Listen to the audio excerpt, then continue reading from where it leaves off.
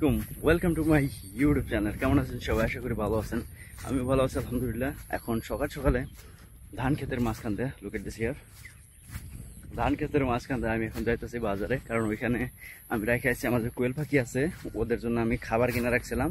তো গতকালকে বৃষ্টি ছিল, যার কারণে আমি নিয়ে যেতে পারি নাই। আর রাস্তা অনেক পিচ্ছিল ছিল, একটু ভয় করতেছিল যে পইরা না যায় খাদ্যগুলো নিয়ে পানিতে, যার কারণে আমি ওগুলো নিয়ে যাই নাই। ওগুলো বাজারে আছে। আর আমি এখন বিউটিফুল একটা জায়গাতে হাইটে যেতেছে, লুকে যেতেছি।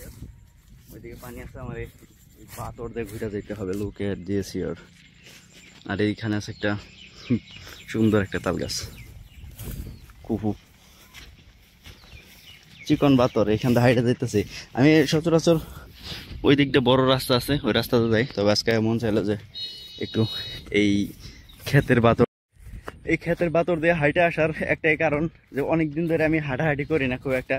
কারণ আমি সবসময় আমি সাইকেল অথবা আমার যে মোটর সাইকেল আছে, আমি ওইগুলো নিয়েই সবসময় চলাচল করি। তবে আজকে অনেক দিন পরে একটু মন চাইলো যে হাঁটাহাঁটি করি, হাঁটলে একটু ফিটনেস ভালো থাকবে। যার কারণে মনে হইতেছিল যে না হাইটা মানে যে কি পাও একদম কাজ করতেছে না, এরকম একটা অবস্থা। তো আজকে হঠাৎ করে মন চাইলো যে হাইটে আসি, কিন্তু হাঁটতে হাঁটতে এখন পাও ব্যথা করতেছে, কারণ হাঁটার অভ্যাস নাই যে, যার কারণে অনেকক্ষণ হাঁটাহাঁটি করছে আজকে।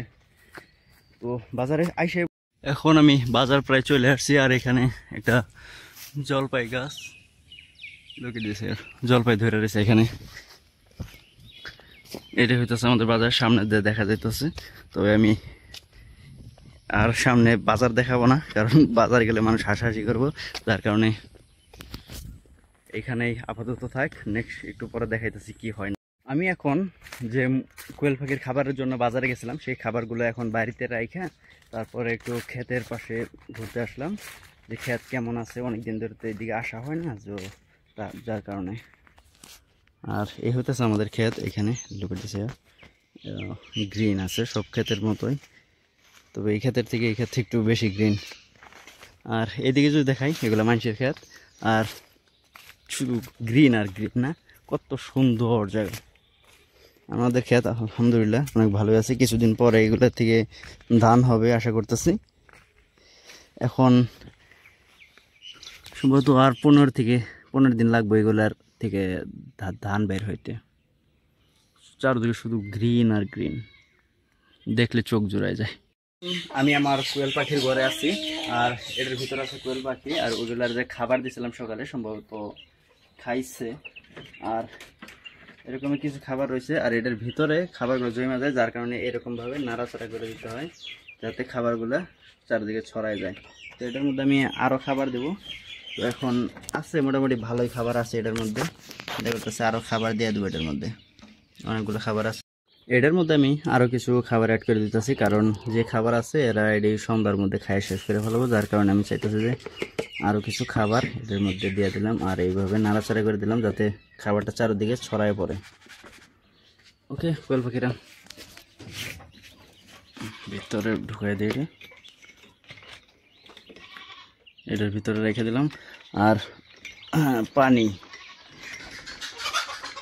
পানি যদি নাও শেষ করে, তারপরে ওই যে দেখেন পানির মধ্যে কত ময়লা করে ফেলছে, এগুলোর মধ্যে পায়খানা করে ফেলছে। তো আমি এগুলো এইভাবে ফালাই দিতেছি। একবার ফালাই দিলাম যাতে ওই ময়লা পানিটা পড়ে যায়, ভালো পানি ভিতর থেকে বাইর হয়ে আসে। এভাবেই প্রতিদিন এই কোয়েল পাখির পরিচর্যা করতে হয় আমাকে। থাক ভিতরে। তো আলহামদুলিল্লাহ কোয়েল পাখিরা এখন সুস্থ আছে, কারণ আমি প্রতিদিন এইগুলা টেক কেয়ার করি। আর এভাবে আটকাই দিতে হবে, নাহলে কোয়েল পাখিগুলো ভিতর থেকে বের হয়ে যাবে। এগুলো লোহা দিয়ে আমি আটকাই দিছি, এখন এটার ভিতরে ওরা বন্দি আছে।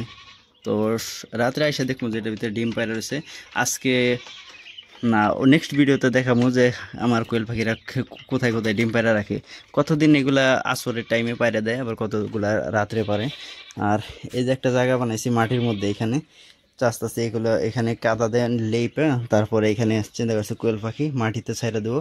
আর এই খাঁচা থেকে রিলিজ করে দেবো এইগুলারে, এই মাটিতে থাকবে, এখানে তুষ বিছাই দেবো, ঠিক আছে। আর হ্যাঁ, বিগ সাইজের টাইগার চিকেন টাইগার মোরগ এটা। এই হোয়াটসঅ্যাপ হোয়াটসঅ্যাপ, এটা অনেক ফ্রেন্ডলি, একটু ভয় পায় না মানুষ দেখে, দেখুন একটু ভয়ও পায় না। আমি যদি এটা উৎসাহ করি এরকমভাবে একটু ভয়ও পায় না। থাক এখানে, এটা অনেক ফ্রেন্ডলি আমার একটা চিকেন। আর এখানে আছে আমার ভাতিজার তানবীরের কয়েকটা, আমারই আসলো, ওইখান থেকে নিয়ে নিছে, নিয়ে আমার টাকা দিছে অলরেডি, যে এগুলা ও নাকি পালবো নিজে থেকে। তো এইগুলারে এখানে আছে 5টা, আর এগুলা সুস্থ আছে আলহামদুলিল্লাহ, খাবার দেয় এখানে প্রতিদিন, কিন্তু খাঁচাটা অনেক ছোটো। তো এইভাবে সারাদিনই মোটামুটি একটু একটু করে ওই পাখিগুলার যত্ন নিতে হয়। হাঁস আছে, হাঁসের খাবার দিতে হয়, এবং যে কি বলছি যে অনেক দূর থেকে খাবার আনতে হয়। তো এইভাবেই চলে সারাদিন। তো বেশি পরিচর্যা করতে হয় না, খালি এইটাই যে ঠিক মতো খাবার এবং ওর যে পানি আছে সেগুলা যাতে পরিষ্কার পানি থাকে, আর জানি খাবার জানি সবসময় জানি তার পাত্রে থাকে, এটাই ওই পাখিগুলাই চায়। তো এইভাবেই ঘোরাফেরা করি এলাকাতে। কি বলে, আমার এই প্রকৃতি ভালো লাগে, ধান ক্ষেতের মাছ এই দিকটা হাঁটাহাঁটি করতে ভালো লাগে। তো তো যারা এই পর্যন্ত ভিডিও দেখতেন, so thank you so much for watching my video. Tata.